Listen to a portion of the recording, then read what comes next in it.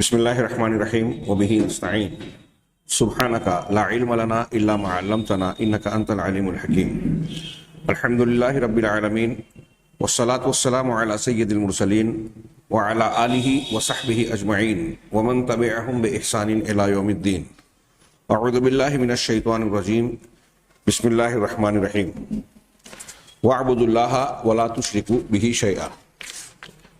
محترم حاضرین، ہم کتاب بریق الجمان میں نواقض الایمان کی بحث پڑھ رہے ہیں، جس میں انہوں نے تمہیداً یہ ذکر کیا تھا کہ نواقض الایمان یعنی ایمان کو جو ہم نے سمجھا، ایمان کی مبادیات کو، بنیادوں کو، اس کو توڑ دینے والی چیزیں کیا ہیں، ان کو نواقض کہتے ہیں۔ اگر اس میں سے کسی کا ارتکاب ہوا تو بندے کا لا الہ الا اللہ اور ایمان ٹوٹ پھوٹ گیا، وہ اسلام سے خارج ہو گیا۔ اس کے بعد انہوں نے نواقض اسلامی ضمن میں جہاں سب سے پہلے شرک کا ذکر کیا تو یہ بیان کیا تھا کہ شرک کی دو قسمیں ہیں، ایک شرک اکبر، ایک شرک اصغر۔ شرک اکبر اور پھر اس کے وسائل کا تذکرہ اس سے پہلے کیا گیا، بعض وسائل جو انسان کو شرک اکبر تک پہنچاتے ہیں۔ اب اس کے بعد شرک اصغر کا تذکرہ کرنے جا رہے ہیں۔ یہ نواقض اسلام کی بجائے نواقص اسلام میں سے ہے، یعنی ایمان اور اسلام میں نقص اور خامی پیدا کر دیتے ہیں۔ ابھی نواقض ایمان کی بحث ختم نہیں ہوئی، اس کے بعد کفر، نفاق، بدعت وغیرہ کا بھی تذکرہ ہے ان کی قسموں کے ساتھ۔ لیکن یہاں میں آگے بڑھنے سے پہلے ایک بات کا تذکرہ کرنا چاہتا ہوں کہ پیچھے اس سے پہلے کے مباحث میں شرک اور شرک کے اسباب سے متعلق جو کچھ ہم نے جانا، اس میں مجموعی طور سے ایک بنیادی بات، وسائل شرک، اسباب شرک، شرک کو سب سے بڑا گناہ جاننے کے باوجود دنیا کے لوگ کیوں شرک میں پڑ جاتے ہیں، واقع ہو جاتے ہیں۔ ان کے جو اسباب ہم نے پڑھے، اس میں سب سے بنیادی اور کلیدی سبب یہ ماننا چاہیے کہ انسان کے علم میں یا تو علم سے ناآشنائی ہے، علم کا نہ ہونا، یا علم کا غلط ہونا۔ علم کا نہ ہونا جہالت، علم کا غلط ہونا یہ گمراہی کہلائے گی۔ اور علم کے نہ ہونے میں جن چیزوں کا تذکرہ کیا گیا کہ شفاعت کے تعلق سے صحیح عقیدہ کیا ہے، قرآن حدیث کی تعلیمات کا دائرہ اور حدود کیا ہے، اس کو نہ جاننا، اس کو پار کر جانا، تجاوز کر جانا، بزرگوں کو ماننا، ان سے عقیدت اور محبت رکھنا، ان کی حدود کیا ہے، ایک پیغمبر کا مقام، سید المرسلین کا مقام، اولیاء اور صالحین کا مقام، ان کا درجہ کیا ہے، اگر اس کے بارے میں صحیح علم نہ ہو تو آدمی حد سے تجاوز اور غلو میں پڑ جاتا ہے۔ اسی طریقے سے ہم نے تبرک کی بحث پڑھی جو شرک کے میں مبتلا کرنے کا سبب ہے۔ کون سا تبرک جائز ہے، کون سا ناجائز ہے، اور جائز تبرک کی بھی کیا شکلیں ہیں، شرعی اعتبار سے کتنی گنجائش اور اجازت ہے، اس کا علم نہ ہونا، یہ علم نہ ہونا۔ اور ان سب سے بڑھ کر ایک چیز جس کا تذکرہ یہاں نہیں ہے، اس سے پہلے کی مختلف سطور اور مباحث میں آ گیا، وہ ذہن نشین رکھنے والا ہے کہ دنیا کا کوئی بھی انسان شرک جو کرتا ہے تو سب سے پہلی چیز جو اس کی جہالت، لا علمی اور ظلم کی جو اس کی جانب سے ظاہر ہوتی ہے، وہ یہ کہ وہ اللہ تبارک و تعالیٰ کی ذات، اس کی صفات، اس کی عظمتیں اور اس کی کبریائی اور جلال و عظمت کو سمجھ نہیں پا رہا ہے۔ سب سے بنیادی طور سے وہ اللہ کی ذات و صفات سے جاہل ہے۔ اگر ایک شخص اللہ تبارک و تعالیٰ کی معرفت بقدر ضرورت بھی، کوئی آدمی اللہ کے بارے میں اس کی کسی ایک صفت کے بارے میں بھی پورا احاطہ اور گھیراؤ نہیں کر سکتا، وَلَا يُحِيطُونَ بِهِ عِلْمًا، دنیا کے لوگوں کی ذہنی صلاحیت، علم کی رسائی، ہمارا دائرہ سوچ و فکر اتنا وسیع ہے ہی نہیں جس میں اللہ کی ذات و صفات حقیقت میں سما سکیں۔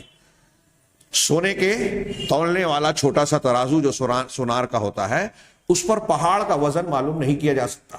ہمارا دماغ سونے کا ترازو ہے، اللہ تبارک و تعالیٰ کی ذات و صفات، غیبیات اور خاص طور پر اللہ کی عظمتیں، اس کا جلال، یہ پہاڑ سے بھی زیادہ وسیع ہے۔ ہمارا دماغ چھوٹا سا ترازو ہے، اس کو تول نہیں سکتا، احاطہ نہیں کر سکتا۔ لیکن یہ بات طے ہے کہ جو بھی شرک اور کفر میں پڑتا ہے وہ حقیقت میں اللہ تعالیٰ کو نہیں پہچانتا، جاہل ہے اللہ تعالیٰ کی ذات کے تعلق سے۔ اللہ تبارک و تعالیٰ نے مثال کے طور پہ قرآن مجید میں ارشاد فرمایا وما قدر اللہ حق قدری، ان لوگوں نے اللہ کی ویسی قدر نہیں جانی، اس کی عظمت، وقار، کبریائی، جلال، عظمت جو بھی کہہ لیجئے، ہاں اس کی قدر، اس کی عظمت کو نہیں جانا جیسا اس کی عظمت اور کبریائی کا حق تھا۔ اگر انسان اللہ تبارک و تعالیٰ کی عظمت و کبریائی کو پہچان لے ہلکے درجے میں بھی اپنے علم کے اعتبار سے، صلاحیت کے اعتبار سے، تو یہ ممکن ہی نہیں ہے کسی انسان، کسی بندے کو، چاہے وہ جتنا بڑا ہو، کوئی پیغمبر اور سید المرسلین جناب محمد رسول اللہ صلی اللہ علیہ وسلم ہی کیوں نہ ہو، وہ جرات نہیں کرے گا کہ ان کی ذات کو اللہ تبارک و تعالیٰ کی ذات سے ملائے، مشابہت دے۔ ایک شخص شرک کرتا ہے، کسی بھی مخلوق کو اللہ کے حقوق میں شریک کرتا ہے، شامل کرتا ہے، یہ اس بات کی دلیل ہے کہ وہ اللہ کو پہچانتا نہیں ہے۔ ابھی ہم نے پیچھے پڑھا کہ اللہ تعالیٰ صرف وحی کرنے کا، کسی فیصلے کا ارادہ کرتا ہے تو حضرت جبرائیل علیہ السلام سمیت تمام فرشتے بے ہوش ہو جاتے ہیں، آسمان دہشت اور خوف سے لرزنے لگتا ہے۔ اور یہ جو میں نے ابھی آیت پڑھی وما قدر اللہ حق قدری، اس سے پہلے اللہ نے فرمایا والارض جمیعا، اس کے آگے کہا والارض جمیعا قبضتہ یوم القیامہ، پوری زمین قیامت کے دن اللہ کی مٹھی میں ہوگی، والسماوات مطویات بیمینہ، اور سارے آسمان اللہ تبارک و تعالیٰ کے داہنے ہاتھ میں لپٹے ہوئے ہوں گے۔ ہاں میں تفصیل میں جاؤں تو وقت کافی درکار ہوگا، صرف تصور کیجئے، غور کیجئے کہ آسمان کتنا بڑا ہے، کتنا عظیم ہے، لیکن مخلوق کی بڑائی، ہم سے بڑے کتنے چیزیں ہیں، پھر اس سے بڑے کتنی چیزیں ہیں۔ ایک پہاڑ کو دیکھ کے ہم حیرت زدہ رہ جاتے ہیں، ہیبت میں مبتلا ہوتے ہیں، کیا زبردست ہے، سبحان اللہ، اللہ اکبر ہماری زبان سے نکلتا ہے۔ کیوں؟ کہ اس کی مخلوق کی عظمت اور بڑائی یہ بتاتی ہے کہ جب یہ اتنی بڑی ہے، اتنی عظیم ہے، تو اس کا پیدا کرنے والا کیسا ہوگا۔ اب پہاڑ سے بڑی بھی چیزیں موجود ہیں، دنیا میں پہاڑ ہے تو دنیا اس سے بڑی ہے۔ دنیا ستاروں سیاروں کے سامنے ایک نقطے کی حیثیت رکھتی ہے، اس سے لاکھوں بلکہ کروڑوں گنا بڑے ستارے اس کائنات میں، فلک میں موجود ہیں۔ ایک ایک کہکشاں میں انگنت ستارے اور سیاروں کی تعداد موجود ہے۔ کہکشائیں کتنی ہیں یہ بھی آج تک ماہرین فلکیات گن نہیں سکے۔ یہ سب کے سب جتنی ہے، اتنی وسعت والی کائنات، جن کے درمیان، ستاروں کے درمیان نوری سالوں کا، ہزاروں سینکڑوں نوری سالوں کا فاصلہ ہے، جو ہم کو ایک ہاتھ دو ہاتھ پہ آسمان میں نظر آتے ہیں، ان کے درمیان کا فاصلہ ہزاروں نوری سال کا ہے۔ نوری سال مطلب روشنی کا سفر کرنے کا وہ مقدار کہ ایک روشنی ہزاروں سال میں جتنی مسافت طے کرے گی اس کو ایک سال بھر میں جتنا کہے گی اس کو ایک نوری سال کہتے ہیں۔ ایسے ہزاروں سال کے فاصلے پر، اور نور کی رفتار کیا ہے؟ 1,86,000 میل فی سیکنڈ کے حساب سے روشنی سفر کرتی ہے۔ کتنا فاصلہ ہے، غور کیجیے۔ اب اتنی وسیع کائنات، یہ پوری کائنات اتنی وسعت کے باوجود آسمان کے دائرے میں گھری ہوئی ہے۔ آسمان کتنا بڑا ہے، ہاں۔ اور پھر یہ آسمان بھی اللہ تبارک کے عرش کے مقابلے میں ایسے ہے جیسے ایک میدان میں ایک کیا کہتے ہیں انگوٹھی، چھلا، حلقہ پھینک دیا جائے، جیسا کہ روایات میں ہے۔ یہ پورا آسمان اللہ تبارک و تعالیٰ کے داہنے ہاتھ میں لپٹا ہوا ہوا۔ یہ صرف اللہ کی عظمت کا ایک معمولی سا ایک پہلو ہم ذکر کر رہے ہیں۔ فرشتوں کا بے ہوش ہو جانا، پھر اللہ کے ناموں اور اس کے معنی اور مفہوم کی گہرائیوں میں آپ جائیے تو آپ اش کریں گے۔ ہمارے ایک درس کا سلسلہ رکا ہوا ہے، انشاءاللہ وہ جاری ہوگا، فقہ الاسماء الحسنی۔ اس فقہ کا، اللہ کے اسماء حسنہ کے معنی اور مفہوم کے جاننے کا یہی مفاد سب سے بڑا اور بنیادی ہوتا ہے کہ ہمیں کسی قدر اللہ کی معرفت حاصل ہوتی ہے، اور بندے کو اللہ کی معرفت اور پہچان جتنی زیادہ ہوگی، اس کا ایمان، اس کی توحید اتنی مضبوط ہوگی، وہ شرک سے اتنا زیادہ محفوظ رہے گا، کہ کفر سے دور رہے گا، اللہ تعالیٰ کی نافرمانیوں سے دور رہے گا۔ تو بات تھوڑی سی لمبی ہو گئی، لیکن بہت بہت اہم ہے، وہ یہ کہ اگر ہم چاہتے ہیں کہ اپنے عقیدے کو، اپنے اعمال کو درست رکھیں، تو سب سے پہلے اللہ تبارک و تعالیٰ کی عظمت، اس کی کبریائی، اس کے اسماء و صفات کا علم حاصل کریں۔ آگے ابھی ہم جو پڑھنے جا رہے ہیں تو اس میں شرک اصغر کے اسباب یا اس کی صفات کے درمیان ایک تذکرہ انہوں نے کیا ہے کہ علم، اور خاص طور سے عقیدے کے علم کی کمی جو ہے، وہ بندوں کو شرکیات میں، اور شرک اکبر اور ساتھ ساتھ انہوں نے شرک اصغر کا ذکر کیا، اس میں مبتلا کرتی ہے. آگے میں وہاں تھوڑی سی گفتگو کروں گا. ہم آگے بڑھتے ہیں. المبحث الثالث، شرک کے باب میں یہ تیسری بحث جو آخری بحث ہے، انہوں نے اس ضمن میں تذکرہ کیا فی الشرک الاصغر، شرک اصغر کے بارے میں. اصغر اور اکبر، اصغر چھوٹے کو کہتے ہیں، سب سے چھوٹا، اکبر سب سے بڑا. ہاں، تو چھوٹا اور بڑا شرک، یہ تقسیم جو ہے یہ علماء کی استنباطی تقسیم نہیں ہے، بلکہ خود جناب محمد رسول اللہ صلی اللہ علیہ وسلم سے شرک اصغر کی تعبیر حدیث میں ثابت شدہ ہے، جیسا کہ ہم آگے پڑھیں گے.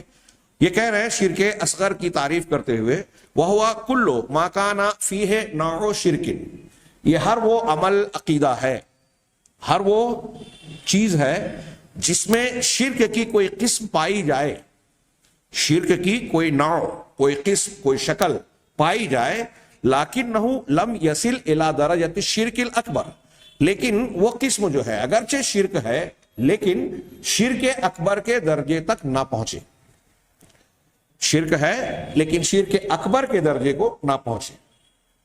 الگ الگ علماء نے الگ الگ تعریف کی ہے اس کی.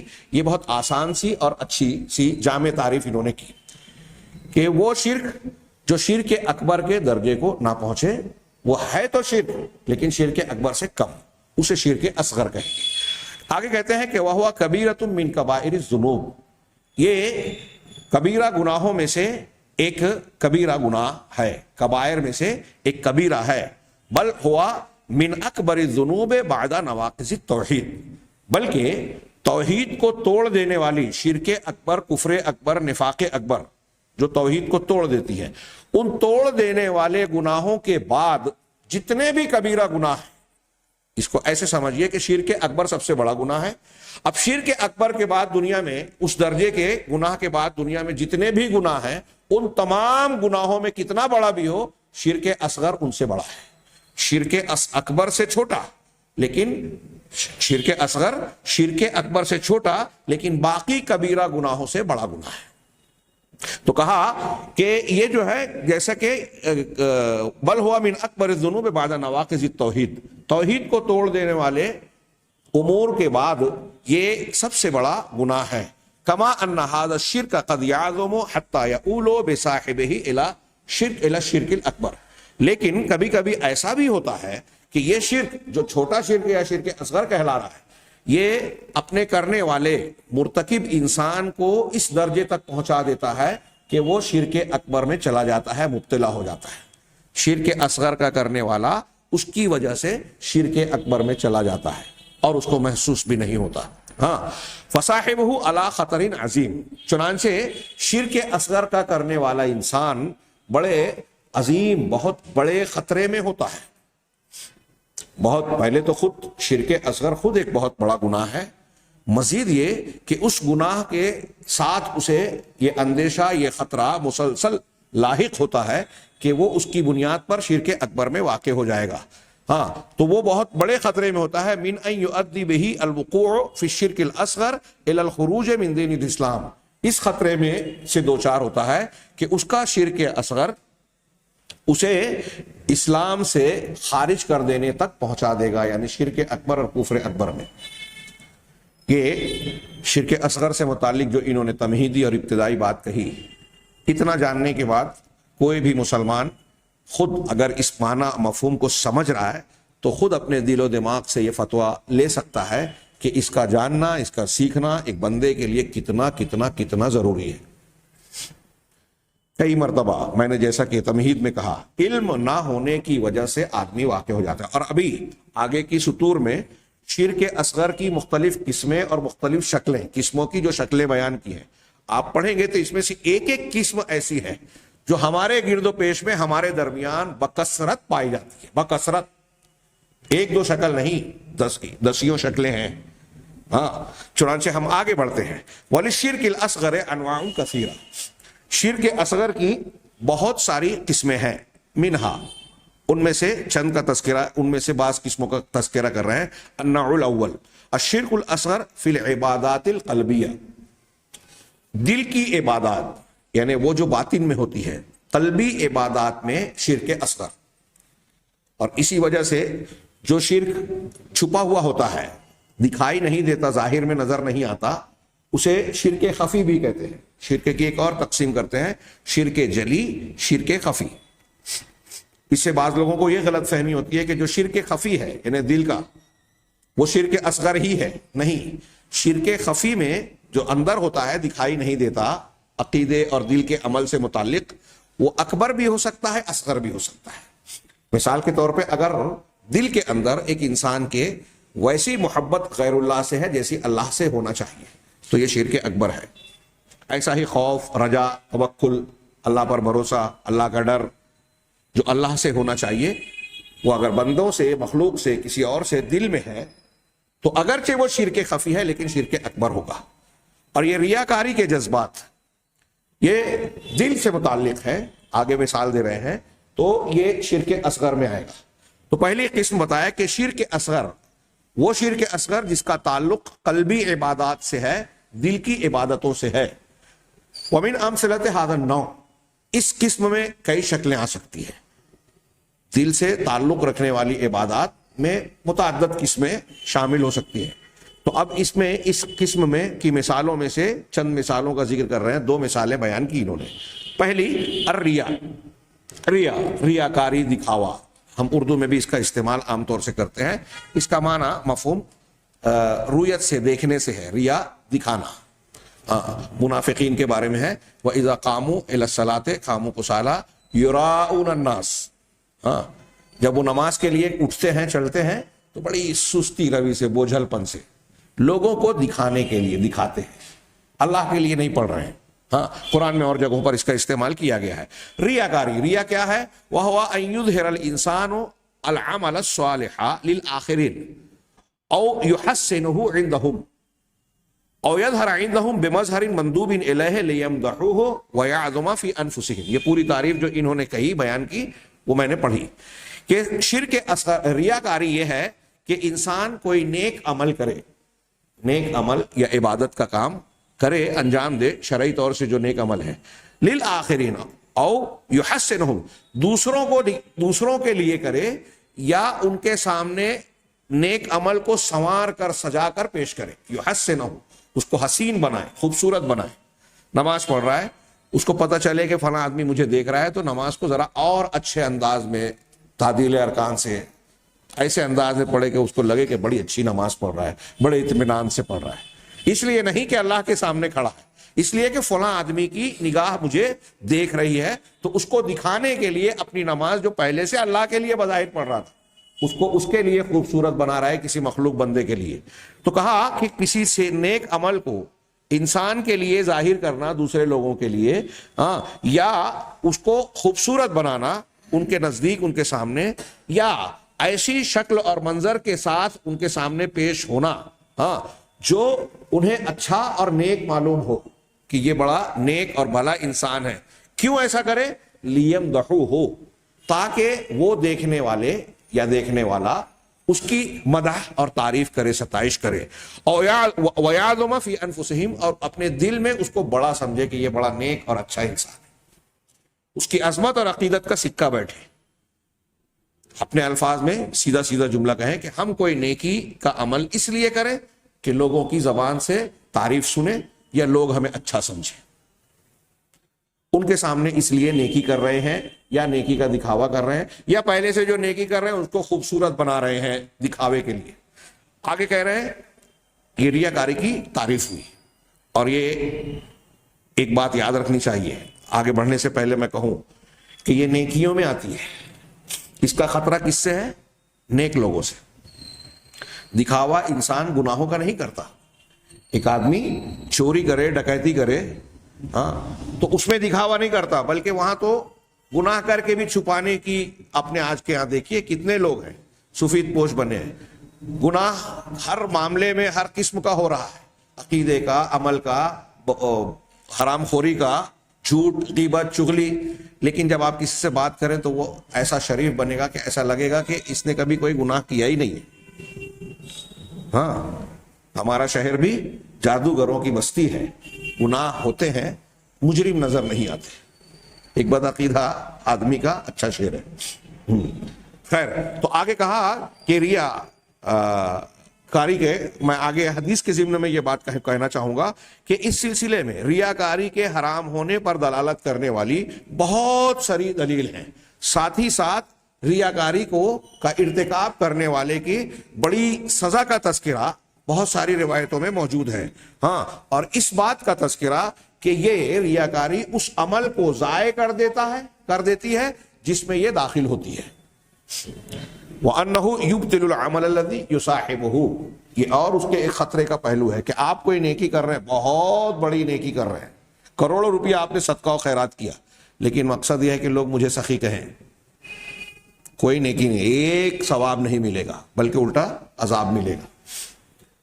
آپ نے ہجرت کی، جہاد کیا، اللہ کے راستے میں گردن کٹا دی، یہ جو میں بیان کر رہا ہوں ابو ہریرہ رضی اللہ تعالیٰ عنہ کی ایک لمبی حدیث ہے، آپ وہ حدیث بیان کرتے ہوئے 3 مرتبہ بے ہوش ہو گئے، 3 مرتبہ بیان کرنے کے پہلے اللہ کے رسول نے فرمایا اور غشی طاری ہو گئی، پھر ہوش آیا، لوگوں نے پوچھا، پھر آپ بیان کرنے لگے، پھر بے ہوش ہو گئے، پھر اس کے بعد تیسری مرتبہ یہی حال ہوا، اور اس کے بعد حدیث بیان کر سکے، ایسی دہشت طاری ہو گئی حضرت ابو ہریرہ پر رضی اللہ عنہ پر، اس کی وعید سن کر کے نبی کریم صلی اللہ علیہ وسلم کو فرماتے ہوئے سنا کہ قیامت کے دن سب سے پہلے ایک عالم کو، قاری کو لایا جائے گا، قرآن حدیث کا جاننے والا،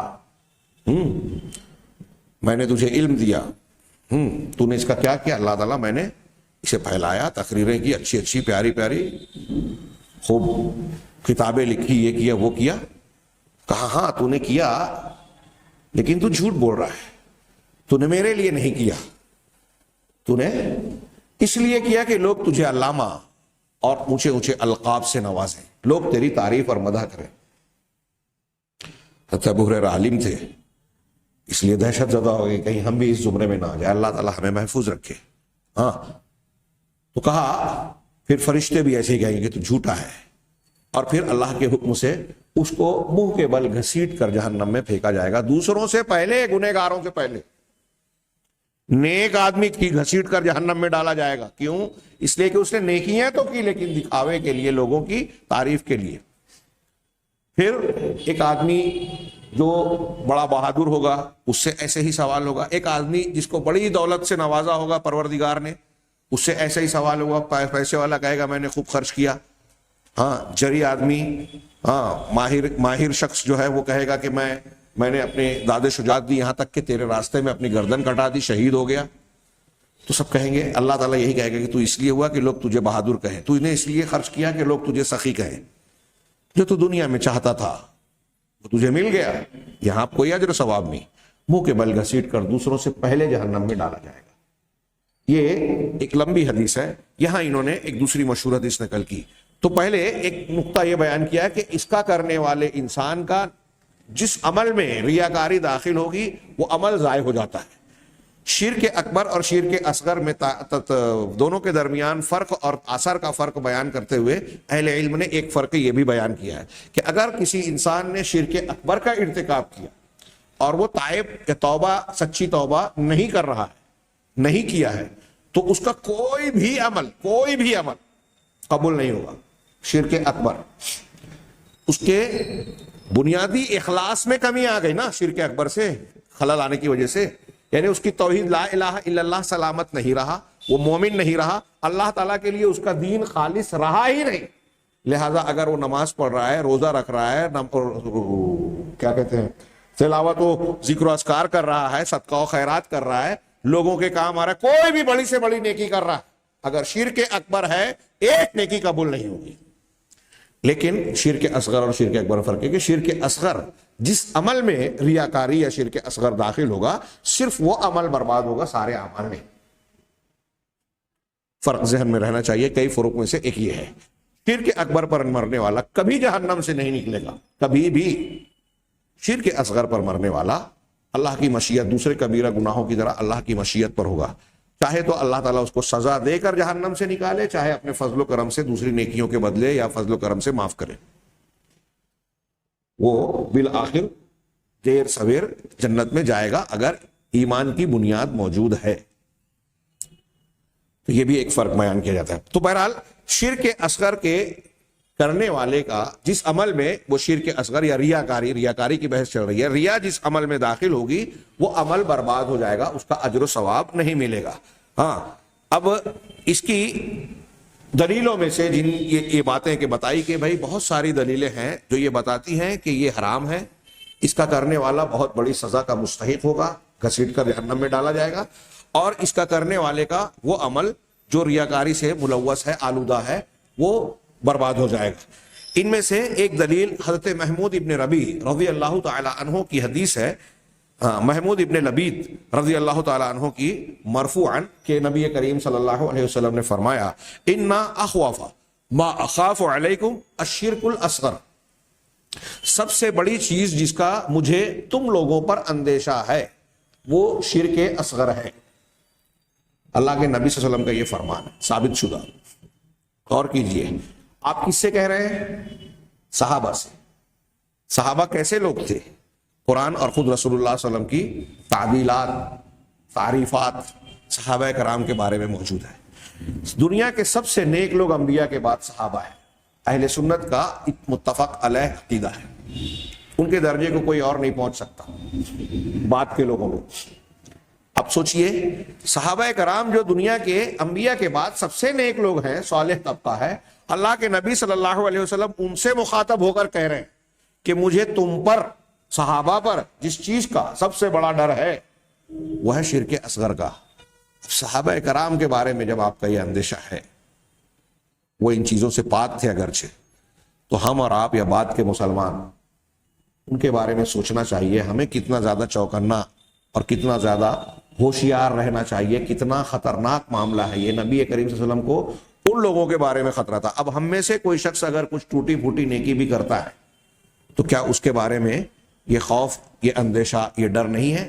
ہر انسان کو خود اپنے آپ سے ڈرنا چاہیے۔ اس کی ایک خطرناکی کا پہلو ریاکاری یا شرک اصغر یا یہ پوری قسم ہے عبادات قلبیہ جو قسم بیان کی جا رہی ہے، اس کا خطرناک پہلو ایک یہ ہے کہ یہ اندر ہوتی ہے، لوگوں کو دکھائی نہیں دیتا۔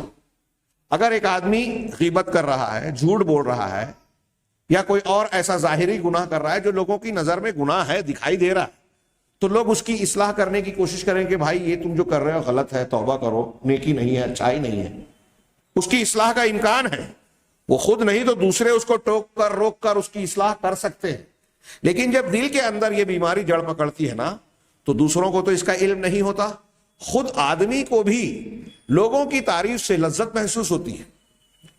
اگر آپ نے کوئی نیکی کی اور لوگ بولتے ہیں کہ یار بہت اچھے انسان ہو، نیک انسان ہو، تو چاہے آدمی بظاہر کچھ نہ کہے یا منع کرے، لیکن اگر ریاکاری کے جذبات دل میں ہے تو اس سے دل میں ایک خوشی اور سرور محسوس ہوتا ہے، اور آدمی کو ایک قسم کی لت لگ جاتی ہے۔ نیکیاں کرنے کے بعد وہ اس طرح دکھاوا کرنے کی کوشش کرتا ہے کہ لوگ میری تعریف کریں، اور اسے اس بات کا احساس نہیں ہوتا۔ اس بیماری کا علاج وہ خود نہیں کر پاتا، دوسرے بھی نہیں کر پاتے، اس لیے یہ اور زیادہ خطرناک ہے۔ تو اللہ کے نبی صلی اللہ علیہ وسلم نے اسی لیے صحابہ کرام کو، نیک لوگوں کو خطاب کر کے کہا کہ سب سے زیادہ جس چیز کا مجھے اندیشہ ہے، تم پر ڈر ہے، وہ شرک اصغر ہے۔ اس لیے معلوم ہوا کہ اگر ہم اور آپ نیکی کرتے ہیں، نیکیاں کرتے ہوئے ہمیں اس بیماری سے، اس شرک اصغر سے ہوشیار رہنے کی ضرورت ہے، ڈرنے کی ضرورت ہے۔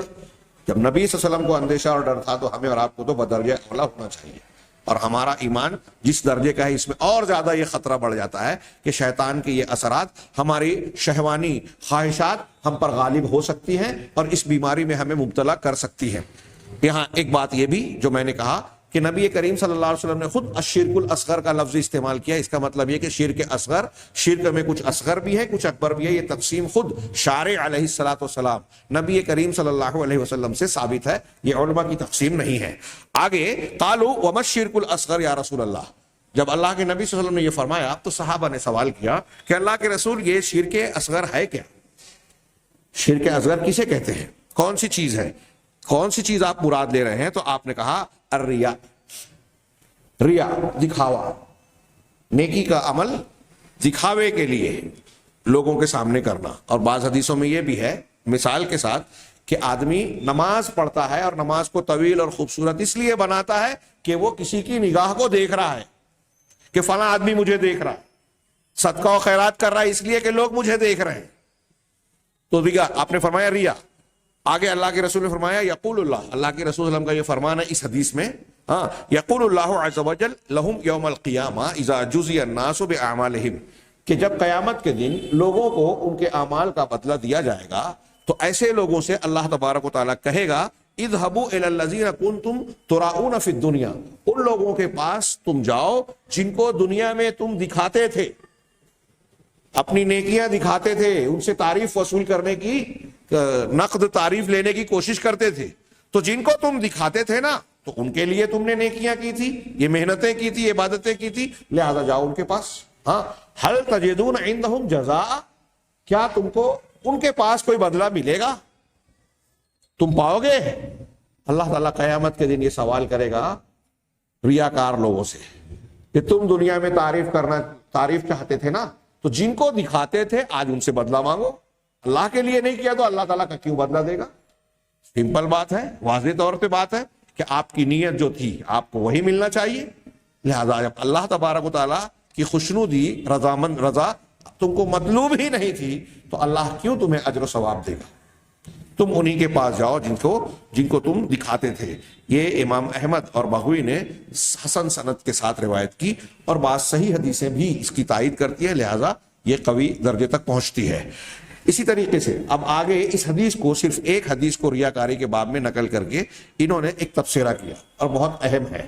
کہا فَيَنبَغِي لِلْمُسْلِمِ الْبُعْدُ عَنِ الرِّيَاءِ, لہذا مسلمان کے لیے مناسب ہے, بلکہ مناسب نہیں میں کہوں کہ ضروری ہے,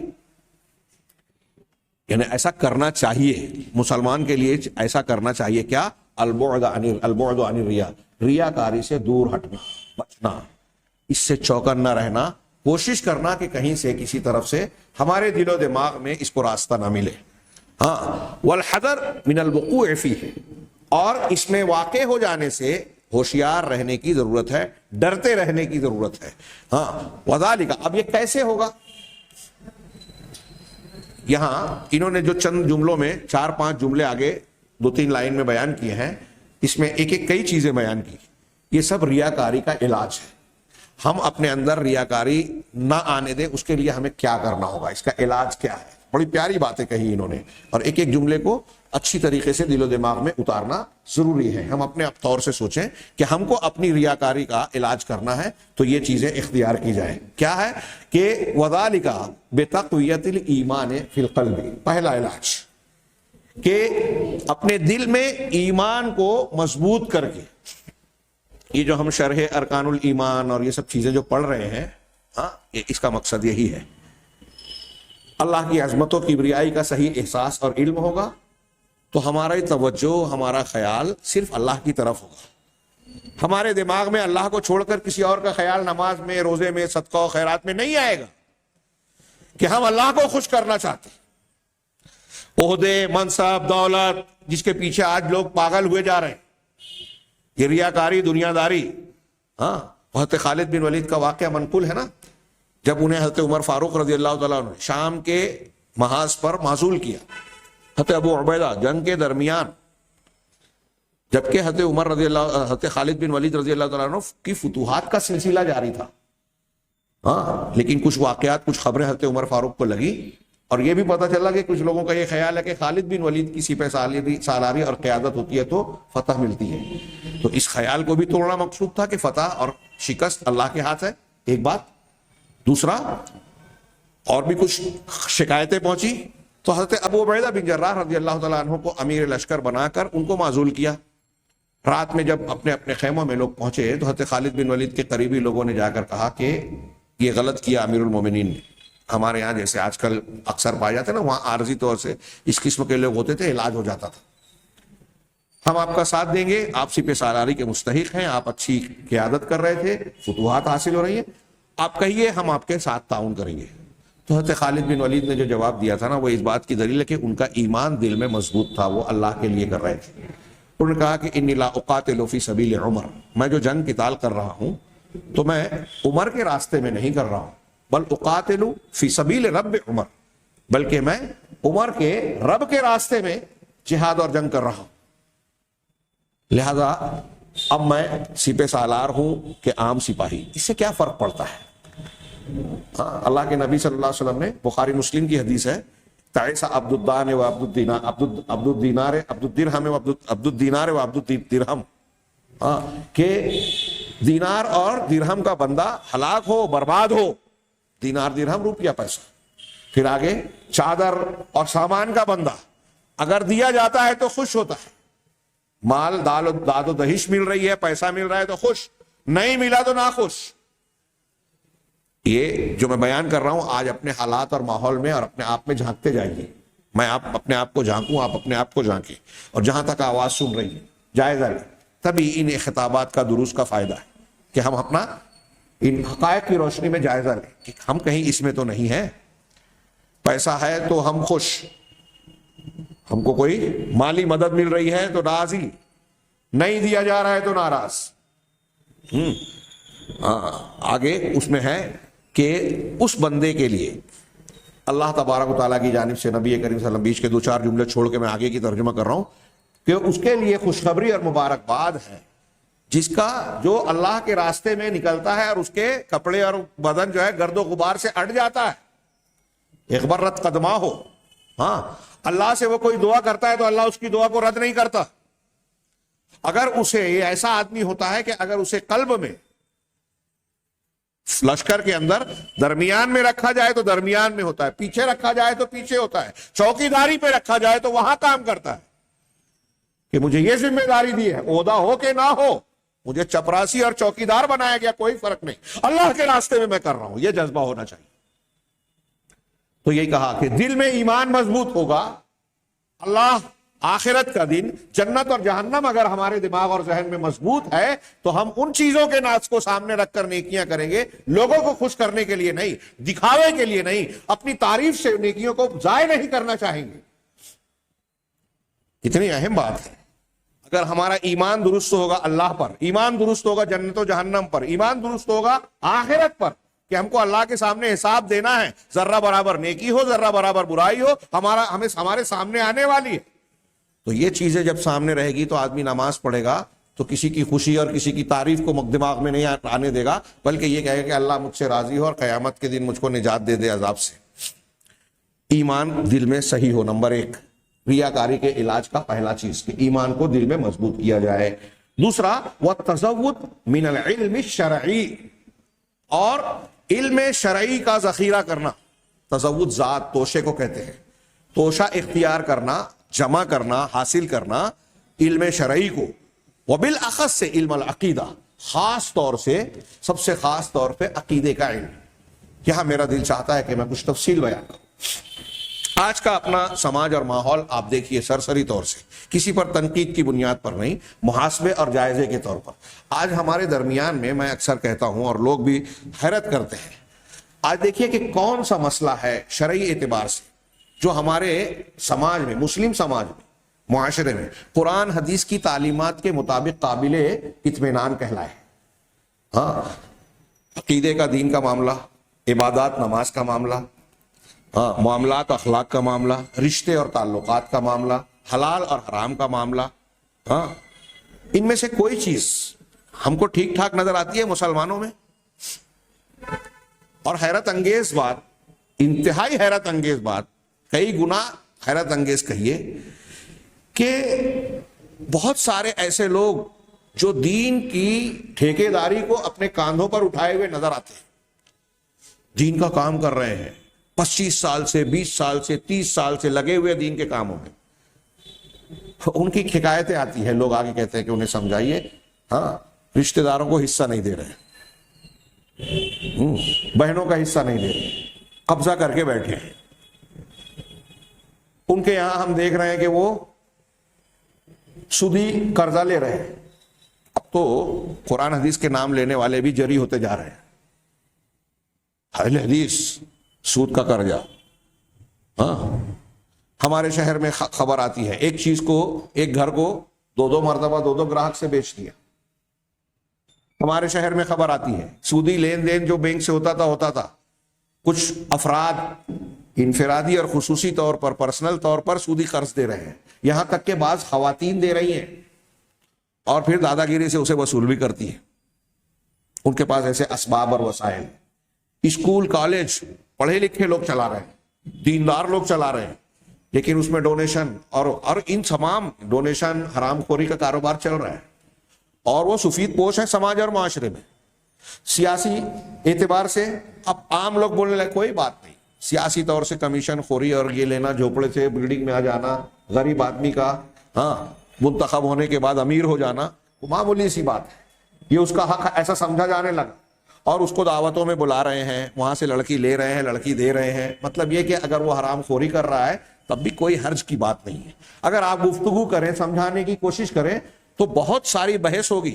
آپ پنچایت میں جائیں, حصے بگرے کی 10 پنچایت ہو جائے گی, مسئلہ وہیں کا وہیں رہے گا. آج ہمارے مالیگاؤں شہر, دیندار شہر میں, جس کو میں کہتا ہوں لوگ دیندار کہتے ہیں, دیندار ہے وہ نہیں, خرچ کے نکال دیجئے دماغ سے. راستے پر چلیے تو نظر آئے گی لوگوں کی دینداری کے, لوگوں کو تکلیف دے رہے ہیں, آٹو والے, ٹھیلے والے, رکشے والے, سواری والے, دوسروں کو تکلیف دیے بغیر رہتے ہی نہیں ہے. یہ دین ہے, یہاں دینداری ونداری ہے نہیں. دینداری کے مظاہر ہیں, گنبد و مینار سے دینداری نہیں ہوتی.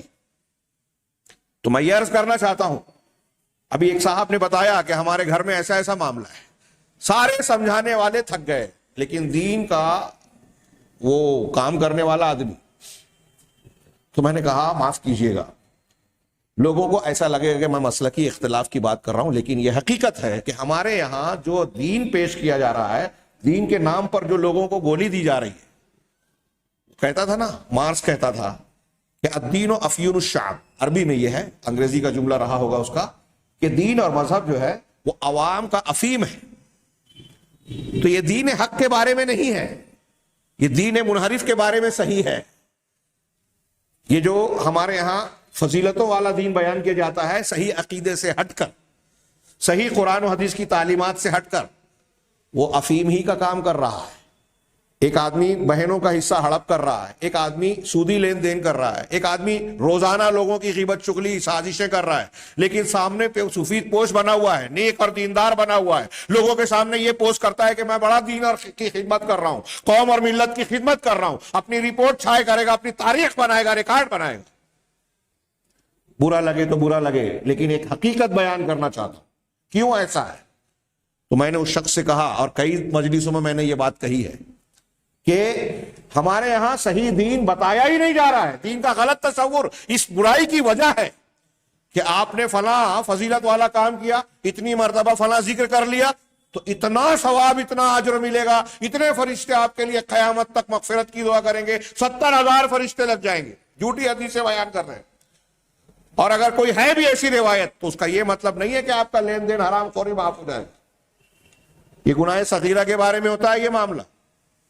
اب تصور دیا گیا 20 سال 25 سال کام کرنے والوں کے, آپ نے اگر یہ عمل کر لیا, یہ والی 2 رکعت نفل پڑھ لی, فلاں رات کو آپ نے شب 15 شعبان کو صرف آپ نے 1 رات عبادت کر لی, تو آپ کا کھاتا صاف.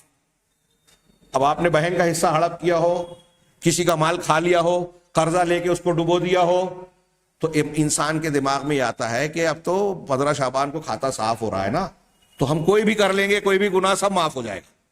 ہم فلاں ذکر اور فلاں نصاب پر لا الہ الا اللہ, سبحان اللہ, الحمدللہ, اللہ اکبر کو اتنی لاکھ مرتبہ پڑھیں گے تو ہمارے گناہ کم پڑیں گے, اللہ اتنا معاف کرے گا. تو تھوڑا زیادہ کرنا چاہیے.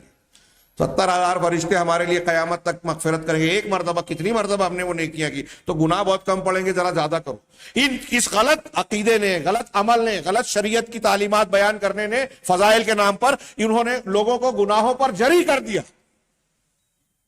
لوگوں کو بدعقیدہ بنا دیا.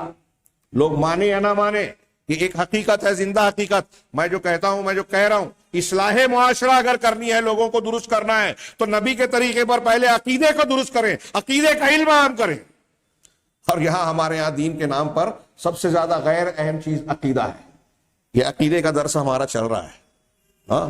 جو شرکا ہے, جو سننے والے ہیں, کچھ جانکار ہیں, اس کی اہمیت سمجھتے ہیں. لیکن آپ اس تناظر میں غور کیجئے کہ ہمارے یہاں اس عقیدے کے علم کو سیکھنا تو دور کی بات ہے, لوگوں کو اس کی اہمیت بھی نہیں معلوم ہے.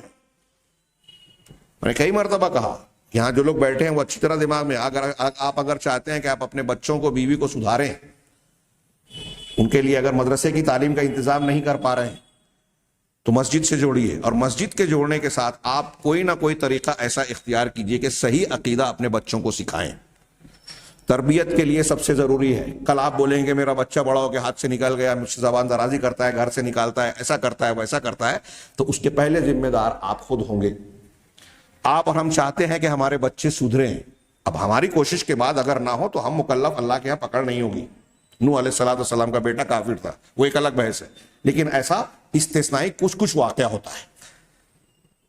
ہم اگر اپنا حق ادا کرنا چاہتے ہیں، اپنا گھر سدھارنا چاہتے ہیں، سماج سدھارنا چاہتے ہیں، تو ساری دینی جماعتوں تک بھی میرا یہ پیغام پہنچایا جائے کہ اگر آپ سماج کی اصلاح کرنا چاہتے ہیں، لوگوں کو صحیح دین پہنچانا چاہتے ہیں، اور چاہتے ہیں کہ لوگ دین کی باتوں کو، قرآن حدیث کو سن کر صحابہ کرام کی طرح مانیں، تو سب سے پہلے سب سے بڑی محنت صحیح عقیدے پر ہونا چاہیے۔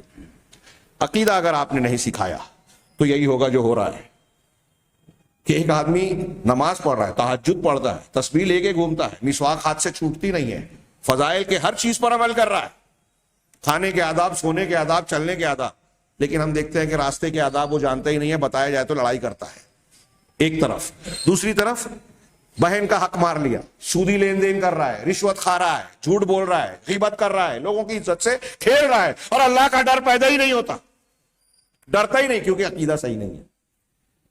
عقیدہ صحیح نہیں، عقیدہ صحیح ہوگا تو اللہ کا ڈر ہوگا، اللہ کے لیے کام کرے گا، یہ ریاکاری ہی کا علاج نہیں ہوگا۔ ہمارے سماج میں آپ دیکھیے، میں جو بتا رہا ہوں، یہاں کئی حضرات ہوں گے جو پنچایتوں میں بہت ساری مجلسوں میں بیٹھے ہوں گے، جو جھگڑوں کو سمجھانے گئے ہوں گے، لیکن کوئی فریق جس نے کسی کا حق ہڑپ کیا ہے، اور جو مظلوم ہے، مظلوم تو مظلوم ہے، عام طور سے ہمارے یہاں یہ نظر آتا ہے کہ مظلوم جو ہوتا ہے وہ کمزور ہوتا ہے، تو لوگ مظلوم کو مزید دبانے کی کوشش، آپ مان لو، اختلاف ختم کر دو، مل لو، ہاں، کنویں میں کتے کی لاش کو رہنے دو، 5 ڈول نکال لو اور پانی پینا شروع کر دو، جیسے کہ ویسے مسئلہ۔ عقیدہ صحیح نہیں ہے نا، تو جو ظالم ہے اس کو بولنے کی بیچ والے کو طاقت نہیں ہے، اور ظالم کو کوئی قرآن حدیث اور اللہ کا ڈر کوئی اثر ہی نہیں کرتا۔ لہذا حصے بکرے کے بارے میں آپ بڑے بڑے علماء کو دیکھیں، قرآن حدیث سنا دیں، مسئلہ حل نہیں ہوتا، نسلیں گزر جا رہی ہیں، کئی خاندان ہمارے شہر میں نظر آئیں گے۔ ہاں، جو دیندار طبقات ہوتے ہیں، میت ہوئی، میت کے جو حقوق ہیں فوراً صاف کیے جائیں، یہ پہلا حق ہے، اس کی وراثت کو حقداروں میں تقسیم کیا جائے۔ لیکن یہاں بیٹوں کے بعد پوتے، پوتوں کے بعد پر پوتے پیدا ہو گئے، اور پردادا کی وراثت کی تقسیم نہیں ہوئی ہے، معاملہ اور زیادہ الجھتا چلا گیا۔ اللہ کے پاس جا رہے ہیں، کوئی ڈر نہیں ہے کہ جو شخص جا رہا ہے وہ کیا جواب دے گا، غلط قسم کے دعوے کر رہے ہیں، جھوٹے دعوے، اس پر میرا حق ہے، جانتے ہیں کہ نہیں ہے پھر بھی کر رہے ہیں۔ اور حیرت کی بات، آدمی قبر سے جتنا قریب ہوتا جاتا ہے، پتہ نہیں مال اور اسباب کو سمیٹنے میں اتنا زیادہ حریص ہوتا چلا جاتا ہے۔ کتنی عجیب بات ہے نا۔ کیوں یہ جو عجیب ہمیں لگ رہا ہے کہ ایک آدمی مرنے سے قریب جا رہا ہے اور اپنے مظلوم کو حق دینے کے لیے تیار نہیں ہے، اسے یہ احساس نہیں ہوتا کہ میں مر جاؤں گا تو میرا جو جمع پونجی ہے، دوسرے کا حق میں نے ہڑپ کر کے رکھا ہے، اس کا جواب مجھے اللہ کے پاس دینا ہے، اور وہ ہڑپ کیے ہوئے حق کا مجھ کو کوئی فائدہ نہیں ہوگا، میرے بچوں کو بھی فائدہ نہیں ہوگا، بلکہ وہ غلط راستے پر چلیں گے حرام کھا کے۔ کیوں یہ تصور پیدا نہیں ہوتا؟ اس لیے کہ علم، اور علم میں عقیدے کا علم صحیح نہیں ہے۔ یہ جو میں نے تھوڑی سی تفصیل بیان کی، کچھ اور دل چاہ رہا ہے، وقت زیادہ ہو رہا ہے، لیکن میں اس کو سمیٹ کر یہ کہنا چاہوں گا کہ اگر ہم اصلاح کرنا چاہتے ہیں، ٹھیک ہے، سماج میں ہماری طاقت قوت، اپنے اپنے گھر میں، میں یہ عرض کروں گا، جیسے میرا یہ ایک درس چل رہا ہے عقیدے سے متعلق، ایسے کئی علماء کو آپ عقیدے کے درس کی شروعات کریں، اس کی اہمیت کو سمجھیں، اور اپنے بچوں کو، چھوٹے چھوٹے بچوں کو بھی صحیح عقیدہ سکھانے کی۔ آپ دیکھ رہے ہیں لقمان حکیم، قرآن مجید نے ان کی نصیحت، پہلی چیز کیا بیان کی؟ جو ان کی نصیحت تھی، سکھانے والی تربیت کے جو ارکان، اسباب، چیزیں ہیں، سب سے پہلے کہ یا بنی لا تشرک باللہ ان الشرک لظلم عظیم۔ حضرت ابراہیم اور یعقوب علیہ السلام کی تعلیم کیا تھی؟ ان اللہ اصطفیٰ لکم الدین۔ ہاں، کیا ہے اب کیا ہے وہ قرآن کی آیت سورہ بقرہ میں کہ کیا تم اس وقت حاضر تھے جب ابراہیم نے اپنے بیٹوں کو وصا ابراہیم و بنی ہے و یعقوب، ہاں، یا بنی ان اللہ اصطفیٰ لکم الدین فلا تموتن الا وانتم مسلمون، کہ اللہ نے تمہارے لیے ایک دین کو منتخب کیا ہے تو تمہاری موت ہرگز نہ آئے مگر اس حالت میں کہ تم مسلمان رہو۔ یہ تعلیم ہم کو دینی ہے، نبی کریم صلی اللہ علیہ وسلم صحابہ کو یہ سکھا رہے ہیں۔ حضرت ابن عباس بچے ہیں، ان کو کہہ رہے ہیں بیٹے کچھ کلمات کو یاد رکھو، اللہ تم کو یاد رکھے گا. اللہ کو یاد رکھو, تم اللہ کو اپنے سامنے پاؤ گے. مانگو تو اللہ سے مانگو, عقیدہ. مدد مانگو تو اللہ سے مانگو, کسی پیر بابا بزرگ قبر سے نہیں. مدد مانگو تو یہ اللہ کے رسول بچوں کو سکھا رہے ہیں, تو اپنے بچوں کو عقیدے کی صحیح تعلیم دیجئے, وہ صحیح رہیں گے. جب اللہ کا ڈر, اللہ کا خوف, اللہ کی عظمت, کبریائی, آخرت کا خوف, آخرت کی جواب دہی کو آپ مضبوط بنا دیں گے نا, تو آگے آپ ایک حدیث ایک روایت سنائیں کہ نبی صلی اللہ علیہ وسلم کا فرمان یہ ہے, فوراً مانے گا بچہ. اور آپ فضائل کا پورا پہاڑ اس کو یاد کرا دیں, عقیدہ صحیح نہیں ہے, تو پھر اس کا جب وہ بگاڑ پیدا ہوگا اس کے اندر, آپ کتنا بھی سنا دیں وہ اس کا جواب, اس کی تعویل کرے گا. جیسا کہ آج ہم دیکھ رہے ہیں مسلمانوں میں. میں اسی لیے کہتا ہوں, ہندوستان پاکستان میں ہمارے یہاں دیندار طبقات کہلاتے ہیں, بہت دور ہیں ہم لوگ. ہم سمجھتے ہیں عرب لوگ دور ہیں, لیکن آپ خاص طور سے عربوں میں, اور عربوں میں خاص طور سے سعودی عرب کے ماحول کو اگر جا کے دیکھیں تو میرا ایسا خیال ہے, ایسا سمجھ ہے کہ وہاں کے عام آدمی کو عقیدے کا جو شعور, ان کے اندر عقیدے کا جو احساس ہے, اور اس بنیاد پر جو ان کے اندر دینداری ہے. انحرافات ہر جگہ ہے, گناہ ہر جگہ ہے, غلط کام کرنے والے ہر جگہ ہیں, لیکن شرع کا فرق ہے. تو وہاں عام آدمی کا جو عقیدہ آپ کو ملے گا, یہاں بہت سارے علماء کا نہیں ملے گا. یہ میرا خیال ہے, علم ہے, مطالعہ ہے. ان کے دل و دماغ میں ایک بدو کے اندر عقیدے کی اہمیت و افادیت جس معیار کی ملے گی, یہاں بعض علماء میں آپ کو نہیں ملے گی, پیر اور مشائخ میں نہیں ملے گی, اللہ پر بھروسے کی شکل میں, عقیدے کی پختگی کی شکل میں. کیوں؟ وہاں محنت ہے اور وہاں اکتاہٹ نہیں ہے, اور ایک عام آدمی کو بھی یہ احساس ہے کہ دین کی بنیاد عقیدہ ہے. ہمارے ایک شاگرد نے بتایا, میں ایک مثال دے دوں ایک واقعے کے تناظر میں, اور وہ واقعہ ایسا ہی ہوا تھا. ٹیکسی ڈرائیور بدو تھا, سامان چھوٹا, اس نے لے لیا, کمپلینٹ ہوئی, پکڑا گیا. قاضی نے اس سے پوچھا, انہوں نے کہا کہ بھائی اسی نے ہمارا مال لیا ہے, حج عمرہ کرنے والے. تو پہلے اس نے انکار کیا. اب انہوں نے بتایا کہ ہم لوگ سب تھے, اسی کی ٹیکسی میں تھے, ایسا ایسا تھا.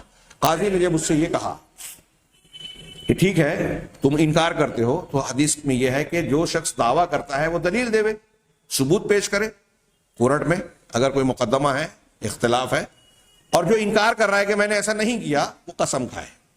والیمین علی من انکر, حدیث کے الفاظ میں کہ جو انکار کر رہا ہے وہ قسم کھائے. تو تم اللہ کی قسم کھاؤ. اس قاضی نے بدو سے کہا کہ تم اللہ کی قسم کھا کے کہو کہ ان کا سامان تم نے نہیں لیا. تھوڑی دیر کے لیے سوچئے کہ کورٹ میں ایک آدمی چور ہے, اور اس سے ہمارے یہاں پوچھا جائے, ہم میں سے کسی سے پوچھا جائے کہ اللہ کی قسم کھا کے بولو کہ تم نے چوری نہیں کی اور چوری کی ہے, تم نے گناہ نہیں کیا اور ہم نے گناہ کیا ہے.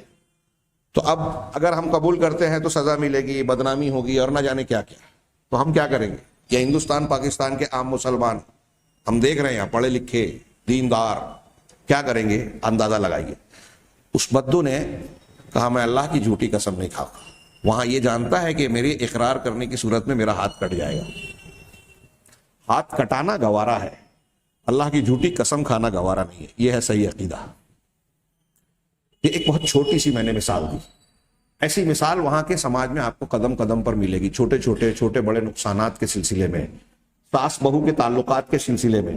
کسی کی موت میت ہو جاتی ہے, ہمارے یہاں بھی آگے آ رہا ہے شگون وغیرہ, ہاں بلی نے راستہ کاٹ لیا, فلاں کی وجہ سے ہمارے گھر میں ایسا ہو رہا ہے, لڑکی پیدا ہو رہی ہے تو بیوی پر ظلم کر رہا ہے. یہ چیزیں وہاں نہیں ملے گی. کیوں؟ عقیدہ صحیح ہے. اولاد لڑکی ہو رہی ہے پیدا, اللہ نے دیا. میت ہو گئی ہمارے یہاں بہن, نوحہ, اور نہ جانے کیا کیا ہو رہا ہے, قبرستان میں برائیاں پیدا ہو رہی ہے, وہاں نہیں ملے گا آپ کو. کیوں؟ عقیدہ صحیح ہے. اللہ نے دیا تھا, اللہ نے لے لیا. موت لکھی تھی, موت ہو گئی, جوان ہو بوڑھا ہو کوئی بھی ہو, بدحالی نہیں آئے گی. وہاں گنڈا تعویذ آپ کو نہیں ملے گی. ایک عام آدمی اگر کسی کے ہاتھ میں دھاگا, گلے میں تعویذ دیکھے گا, کاٹ دے گا عام آدمی. کیوں؟ عقیدے پہ محنت ہے. ہمارے یہاں نہیں ہے. آپ سمجھائیں, یہاں کچھ بہکانے والے ان کو مل جائیں گے کہ نہیں بابا کی ہے, کیونکہ دکانیں چل رہی ہیں دین کے نام پر. دکانیں کیوں چل رہی ہے؟ عقیدے کا علم نہیں ہے. پھوک جھاڑ, گنڈا تعویذ اور یہ سب چیزیں, دکانیں کیوں چل رہی ہیں؟ عقیدہ صحیح نہیں ہے. حلال کو حرام بنانے کا جو مزاج بڑھتا جا رہا ہے, اور ہم اللہ کے یہاں مندی ہے, ہمارے شہر میں, پورے ملک میں لاک ڈاؤن کے بعد سے اقتصادی خرابی ہے. لوگ بحث کرتے ہیں, میں سوچتا ہوں, میں نے کئی دوستوں کے حلقوں میں, خطبوں میں یہ تبصرہ کیا کہ جو کچھ ہو رہا ہے ہاں پریشانی تنگی کی شکلوں میں، وہ بہت ہلکا ہے، بہت کم ہے۔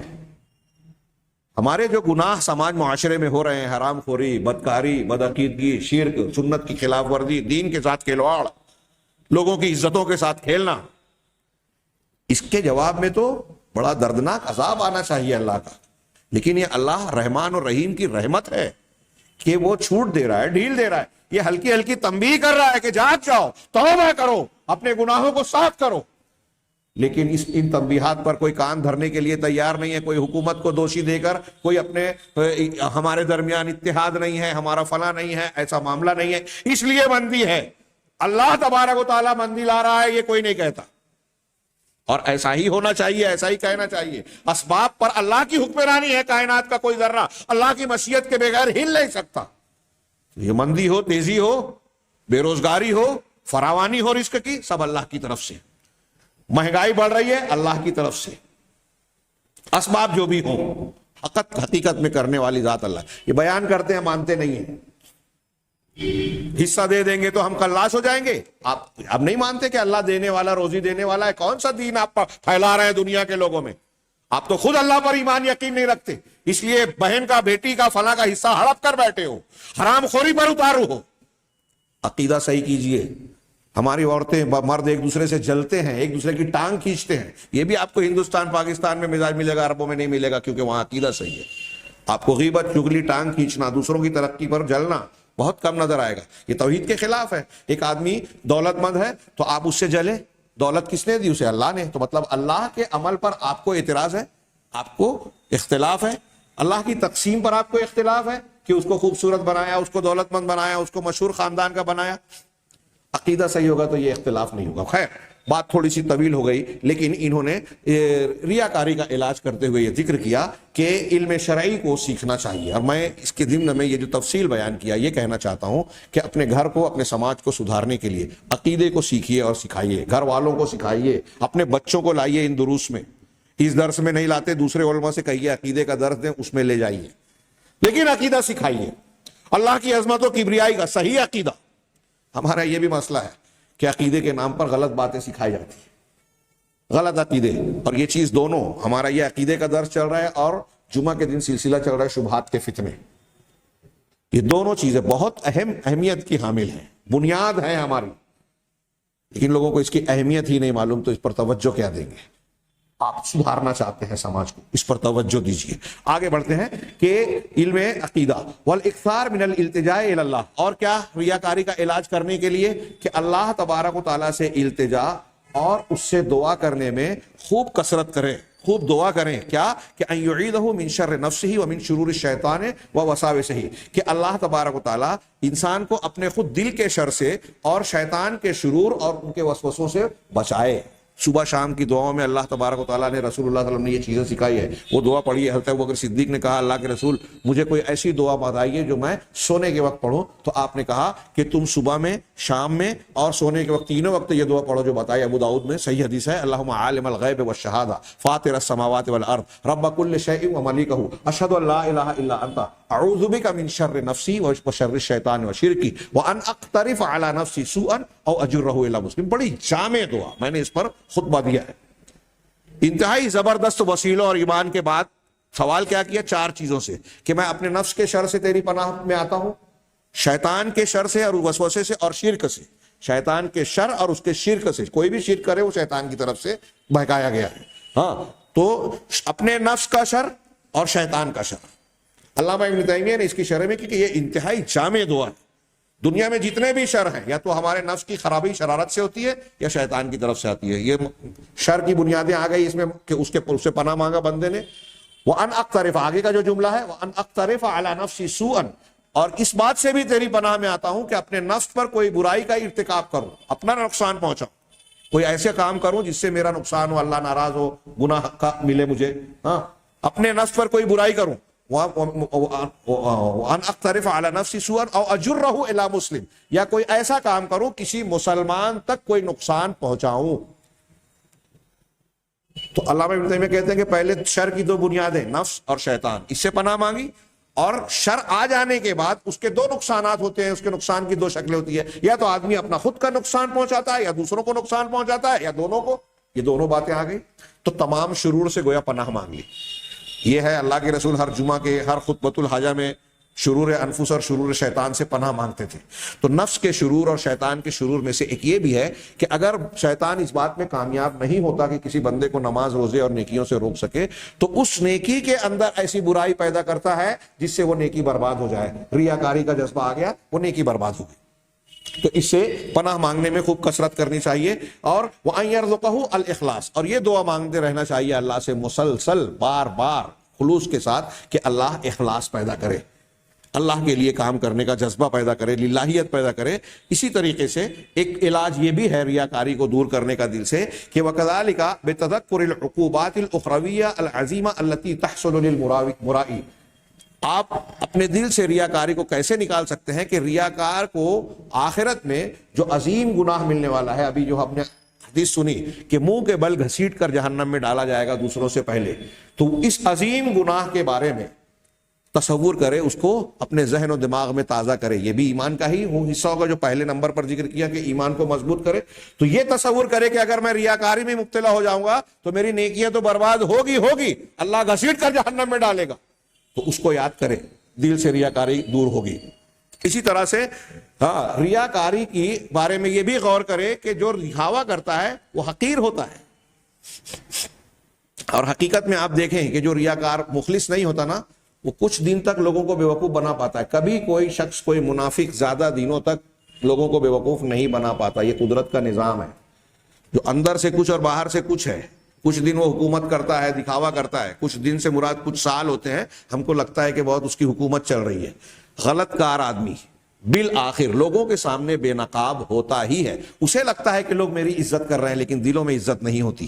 تو یہ بھی دیکھے کہ جو مرائی ہے، منافق ہے، دکھاوا کرنے والا، اوپر سے کچھ اور اندر سے کچھ، وہ حقیر ہوتا ہے، کمتر ہوتا ہے۔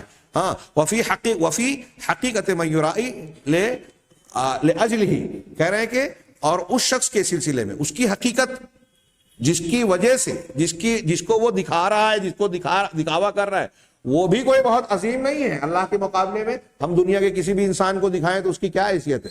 وہ خود محتاج ہے۔ بادشاہ کو بھی دوسروں کی مدد کی ضرورت ہے دنیا کے اندر، لہذا کسی کو دکھا کر، کسی انسان کو خوش کر کے آپ کوئی چیز نہیں پا سکیں گے۔ ہم اپنے یہاں سماج اور معاشرے میں دیکھتے ہیں کہ لوگ بڑے لوگوں کو خوش کرنے کے لیے بہت کچھ کرتے ہیں، وہ ناراض نہ ہو جائیں، وہ خوش رہیں، ان کی چاپلوسی ہم کریں گے تو ہم کو کوئی فائدہ نہیں پہنچا سکتا۔ وہ بھی حقیر ہے۔ اگر اللہ نہ چاہے تو وہ پوری طاقت مل کر بھی آپ کو 1 روپیہ، 1 پیسہ، 1 دانہ نہیں دے سکتا، چھین بھی نہیں سکتا۔ تو جس کی وجہ سے وہ دکھاوا کر رہا ہے، ریاکاری کر رہا ہے، اس کے درجے کو اور اس کی حقارت کو بھی اپنی نگاہ میں ڈالے تو خود تصور ہوگا کہ یہ تو خود اللہ کا محتاج بندہ ہے، میں اس کو کیوں دکھاؤں، اس سے کیوں تعریف چاہوں۔ من کونہ لا یملک لہ شیئا من النفع او الضر، یہ آگے انہوں نے وضاحت کی کہ وہ شخص جس کو دکھاوا کر رہا ہے، اس کی حقارت اور درجے پر غور کرے کہ وہ اس کے نفس کے لیے، خود اپنی ذات کے لیے نفع اور نقصان کا مالک نہیں ہے، تو ہمارے لیے کیا فائدہ اور نقصان پہنچائے گا۔ یہ نمبر 1 تھا، اسی سے جڑا ہوا بہت وقت زیادہ ہو گیا ہے، بالکل گنجائش تو نہیں تھی، لیکن اسی سے جڑی ہوئی بات ہے، بس تیزی سے 2 منٹ میں میں یہ بات اگلی نمبر 2 دل کے اعمال کی بیان کروں کہ ریاکاری سے جڑی ہوئی چیز یہ ہے کہ ایام الانسان العبادت المحضہ، کہ ایک بندہ، ایک انسان عبادت محضہ، خالص عبادت کو اس لیے کرے کہ اس سے براہ راست دنیا کا کوئی فائدہ حاصل ہو، شہرت حاصل ہو، دنیا کا فائدہ حاصل ہو۔ ابھی ہے نا کہ اگر میں ایسا کروں گا تو مجھ کو انعام ملے گا، مجھ کو یہ ملے گا، مجھ کو وہ ملے گا، یا میں فلاں آدمی کے سامنے کروں گا تو اپنی بیٹی سے میری شادی کر دے گا اور وہ دولت مند ہے، اس کی پراپرٹی مجھے مل جائے گی، اور اس قسم کا کوئی بھی کام۔ تو کہا کہ دنیا کو براہ راست حاصل کرنے کے لیے کوئی نیکی کا کام کرے، جیسا کہ حدیث میں ہے اور بہت مشہور حدیث ہے کہ انما الاعمال بالنیات، اعمال کا دار و مدار نیتوں پر ہے، وانما لکل امرئ ما نوى، ہر انسان کو وہی ملتا ہے جو اس نے چاہا۔ نوا نیت کا فعل ہے، نیت کی، جو اس نے نیت کی۔ فمن کانت، یہ پوری حدیث ہے بخاری مسلم کی مشہور حدیث، فمن کانت ہجرتہ الی اللہ ورسولہ فہجرتہ الی اللہ ورسولہ، چنانچہ جس شخص کی ہجرت اللہ اور اس کے رسول کی طرف ہوگی، یہ اس زمانے کے ایک واقعے کے پس منظر میں اللہ کے رسول نے فرمایا تھا، تو جس شخص کی ہجرت اللہ اور رسول کی طرف ہوگی، اس کی ہجرت اللہ اور رسول کی طرف ہوگی۔ ومن کانت ہجرتہ الی دنیا یصیبھا، اور جس شخص کی ہجرت کسی دنیا کی کسی مقصد کے لیے ہوگی، او امرأۃ ینکحھا، یا کسی عورت کی طرف ہوگی جس سے وہ شادی کرنا چاہتا ہے کہ میں ہجرت کر کے جاؤں اور فلاں عورت سے میری شادی ہو جائے، فہجرتہ الی ما ہاجر الیہ، تو اس کی ہجرت اسی چیز کی طرف ہے جس کی طرف اس نے ہجرت کی، یعنی اسے وہی مقصد حاصل ہوگا، اللہ سے اجر و ثواب نہیں ملے گا۔ ہجرت بہت بڑا عمل ہے، گھر بار وطن رشتہ داروں کو چھوڑ کے چلا جانا کوئی چھوٹی موٹی بات نہیں ہے۔ اگر اتنا بڑا عمل بھی کوئی شخص اخلاص کے بغیر دنیا کے فائدے کے لیے کر رہا ہے تو اللہ کے ہاں اس کا کوئی نتیجہ نہیں نکلے گا، جیسا کہ اس حدیث سے ثابت ہے۔ اب آپ غور کر سکتے ہیں کہ ہمارے یہاں لوگ دین کا کام بھی کتنے دنیاوی مقاصد کے لیے کرتے ہیں، اور جنت اور جہنم صحابہ کرام کو کسی عمل کے لیے بتانا کافی تھا کہ اگر تم ایسا کرو گے تو اللہ خوش ہوگا، جنت ملے گی۔ آج ہمارے لیے یہ بتانا پڑتا ہے، جھوٹی حدیثوں کے تحت لوگ بیان کرتے ہیں کہ فجر کی نماز پڑھو گے تو روزی کی تنگی نہیں ہوگی، ظہر کی پڑھو گے تو صحت اچھی رہے گی، عصر کی پڑھو گے تو ایسا ہوگا، مغرب کی پڑھو، دنیا کا فائدہ حاصل بتا کر دین کی طرف راغب کرنا پڑتا ہے۔ یعنی دنیاوی فائدے کا احساس یا غلبہ ہمارے ذہن و دماغ پر چھایا ہوا ہے، غیر مسلموں کی طرح مادہ پرستانہ ذہن۔ بہرحال اللہ کے رسول، میں یہاں ذکر کروں گا صحابہ کرام، حضرت عبدالرحمن بن عوف دسترخوان پہ بیٹھے ہیں، روتے ہوئے اٹھ گئے، بخاری کی جو روایت ہے اس سے پہلے کئی مرتبہ بیان کی ہوں، اور یہ اپنے بیٹے سے ذکر کر رہے ہیں کہ کہیں ایسا تو نہیں کہ جو ہم نے نیکیاں کی تھی اللہ تعالیٰ دولت اور دنیا کی شکل میں ہم کو اجر دے رہا ہے۔ صحابہ کرام اس طرح جائزہ لیتے تھے کہ ہم نے جو نیکیاں کی ہیں، کہیں ہم کو دنیا میں جو نعمتیں مل رہی ہیں اس کا بدلہ دنیا ہی میں تو اللہ نہیں دے رہا ہے، ہم کو آخرت میں چاہیے۔ اور ہمارا مزاج کیا ہے کہ ہم نقد اور روکڑا دنیا میں چاہتے ہیں، آخرت کا دیکھا جائے۔ یہ علم کی کمی، عقیدے کی خرابی، جہالت ہے۔ تو کہا وفی حدیث، آخر میں انہوں نے 2 لائن میں حضرت ابو ہریرہ کی حدیث مرفوعاً نقل کی، کہا من تعلم علما، علم کے بارے میں یہ ہجرت کی بات تھی مثال، کہ جو شخص کوئی علم حاصل کرے، مما یبتغى به وجه اللہ، ایسا علم جس سے اللہ کی خوشنودی، اللہ کی وجہ چاہی جاتی ہے، اللہ تبارک و تعالیٰ کی رضامندی جس سے مقصود ہونی چاہیے اس علم کے ذریعے سے، لا يتعلمه الا ليصيب به عرضا من الدنيا، وہ یہ علم حاصل نہیں کرتا مگر اس لیے کہ دنیا کے کچھ سامان حاصل کر لے۔ میں مدرسہ چلا رہا ہوں تو میرے بیٹے کو قرآن حدیث کی تعلیم اس لیے دلاؤ کہ بعد میں اس کا مدیر وہ بنے، چیئرمین وہ بنے۔ دنیا حاصل کرنے کے لیے بیٹے کو علم سکھا رہا ہے یا وہ سیکھ رہا ہے۔ یہ میں نے ایک مثال دی، ایسی اور بہت ساری شکلیں ہو سکتی ہیں۔ لم یجد عرف الجنہ، تو وہ جنت کی خوشبو نہیں پائے گا، یعنی ریحہ، یعنی اس کی بو نہیں پائے گا۔ اس کے بعد انہوں نے دوسرے نمبر پر اسباب پر اعتماد، اور تیسرے نمبر پر الاعتماد علی اسباب پر بھروسہ کرنا۔ یہ 2 چیزیں آپ سوچ سکتے ہیں، ریاکاری، دنیا طلبی، یہ کتنی عام ہے۔ اسی طریقے سے ایک بہت بہت عام سی چیز ہے کہ لوگ اسباب پر اعتماد کرتے ہیں اللہ کی بجائے، یہ بھی بہت کامن ہے جو شرک اصغر ہے، اور بعض مرتبہ یہ شرک اکبر بن جاتی ہے۔ اور اس کے بعد ہے بدشگونی، یہ اگلے درس میں انشاءاللہ بہت اہم چیز ہے، آئے گی، اس کی کچھ تفصیلات جانیں گے۔ اللہ تعالیٰ سے دعا ہے کہ وہ ہمیں صحیح عقیدہ سیکھنے اور اس کے مطابق زندگی گزارنے کی توفیق عطا فرمائے، اور اس کی برکت سے دنیا اور آخرت میں کامیابی سے نوازے۔ وآخر دعوانا ان الحمد للہ رب العالمین، وصلی اللہ علی نبینا محمد۔